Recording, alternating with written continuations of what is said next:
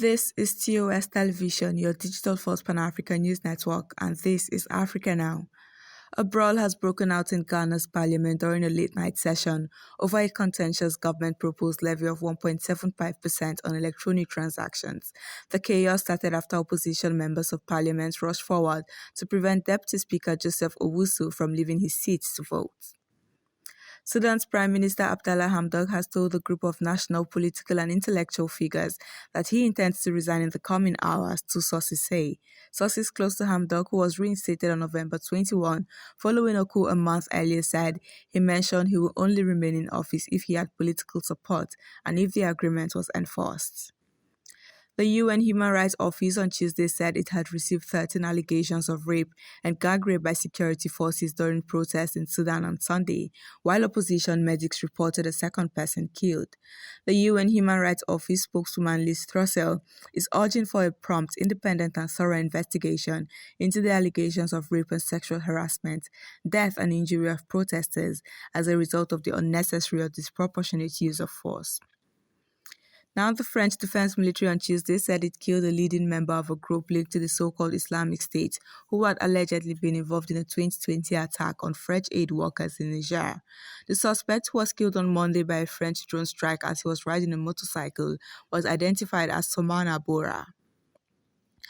The Ethiopian government said on Tuesday the army was clearing rebellious Tigrayan forces from the northern Amhara and Afar regions, dismissing Tigrayan statements that their forces were retreating voluntarily to create an opening for peace.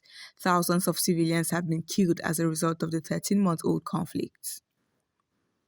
This is your digital first Pan-African news network, TOS Television. You're watching Africa Now. Business and more coming your way after the break. Just stay tuned.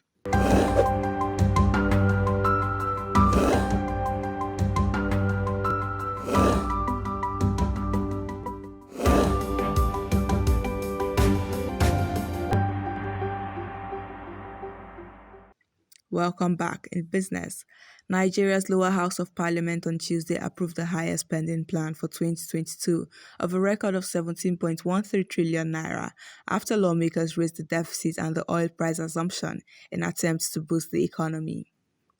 South Africa former President Jacob Zuma was on Tuesday granted leave by a high court to appeal a ruling that he returned to prison after being released in September on medical parole. The High Court ruled on Tuesday that his legal team should be able to appeal against the judgment at a higher court. Fighting between elements of Somali pro-government forces killed at least 7 people and injured 50 in the semi-autonomous region of Puntland on Tuesday, a doctor at a hospital that treated the casualties said. It was the first reported deadly clash between forces loyal to Puntland's president and the US-trained Puntland security forces, which both support the Somali central government forces against Al-Qaeda-linked Al-Shabaab insurgents. The captain and first officer of a ship that ran aground on a coral reef in Mauritius have been found guilty of endangering safe navigation. The captain admitted to drinking moderately during a party on board before the MV Wakashio ran aground on 25 July 2020. About 1,000 tons of fuel leaked into the water, sparking an ecological emergency. At least 64 people have died in a boat accident off the coast of northeastern Madagascar, and searches were underway for 24 missing passengers, the Maritime Agency said on Wednesday. The cargo ship that was not authorized to transport people was overloaded and water flooded the engine. 50 survivors have been found. And that is it on Africa Now. For more updates, visit our website at www.tostvnetwork.com. Do follow us and like our social media handles on Facebook, Twitter, and Instagram. And remember to subscribe on YouTube. Do stay with us and enjoy more programs on TOS Television Network. Thanks for watching.